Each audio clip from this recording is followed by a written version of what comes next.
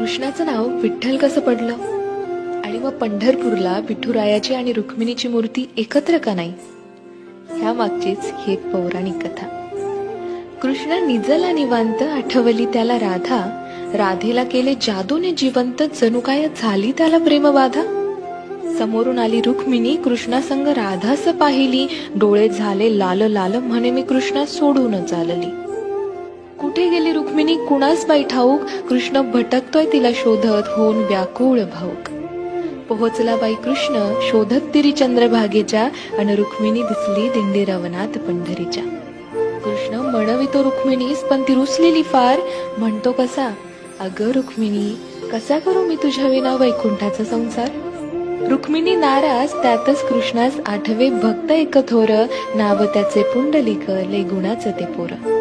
पुंडलिकाच्या घरी आली कृष्णाची गबाई स्वारी, पुंडलिक करीतो आई बापाची सेवा, ठेवून उभा विटेवर कृष्णाला धारी.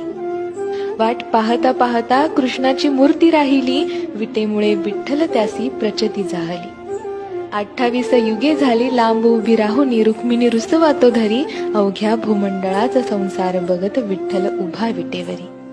भूमंडळी म्हणे विठ्ठलास बाप, आणि रुक्मिणी साई, अन बोला जय जय विठोबा रखुमाई.